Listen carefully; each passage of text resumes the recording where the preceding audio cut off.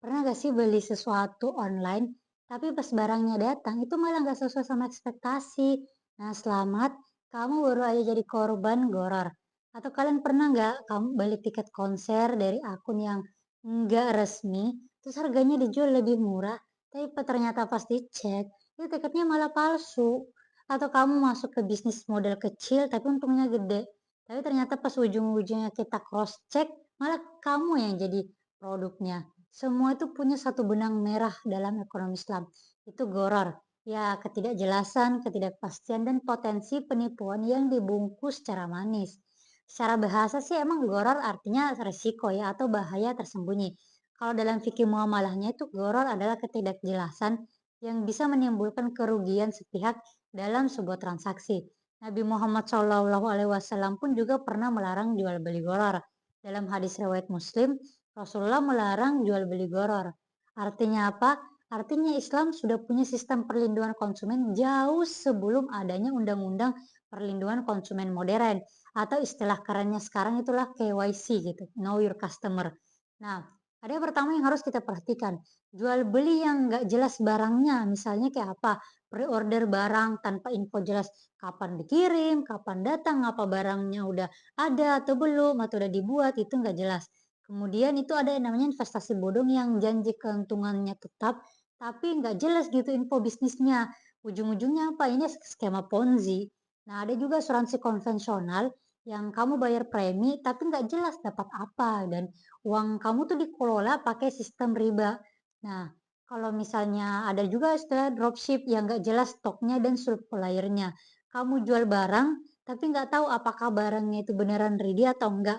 Kalau misalnya ada masalah, gimana? Konsumen ngamuk ya kamu dong yang bakal kena.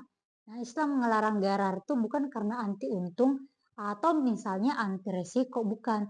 Tapi karena pengen ngelindungin kejelasan dan keadilan dalam transaksi. Ingat ya, kunci utamanya adalah adil kalau dalam Islam. Mencegah yang namanya manipulasi informasi. Kalau dalam istilah ekonomi modernnya itulah asymmetric information gitu. Mencegah salah satu pihak mengambil keuntungan dari ketidaktahuan pihak lain. Kalau dalam Islam, transaksi itu harus sama-sama tahu, sama-sama ridho, dan sama-sama jelas gitu. Bahkan Islam pun mewajibkan akad itu terang-terangan dan tanpa ada tipu-tipu gitu. Nah, coba bandingkan kalau misalnya ekonomi modern sering ngelolosin yang namanya kayak gray area gitu kan. Nah, meskipun itu legal, yang penting kita gas-gas aja gitu. Tapi kalau ekonomi syariah enggak, kita fokus pada etika dan bukan cuma legalitasnya aja. Kita sering nggak sadar hidup dalam dunia yang penuh sama garar. Banyak yang kena tipu karena ikutin tren. Banyak yang rugi karena beli impian, bukan produk yang nyata. Banyak yang terjebak utang karena nggak ngerti resikonya di awal itu seperti apa. Garar bikin ekonomi kita tuh jadi malah rapuh, bikin orang mudah stres dan bikin kepercayaan antar manusia itu malah jadi renggang gitu. Nah, coba kita lihat krisis finansial global 2008. Akar utamanya apa? Garar kan. Jual beli produk keuangan yang nggak jelas nilainya. Nah, tapi kamu nggak usah khawatir. Aku kasih tips gimana caranya biar hindarin garar. Yang pertama, pastikan objek transaksinya jelas, spesifikasinya apa, kondisinya gimana, dan harganya berapa. Yang kedua, jangan tergiur iming-iming keuntungan Islam. Ketiga, pilih akad yang transparan dan dipahami semua pihak.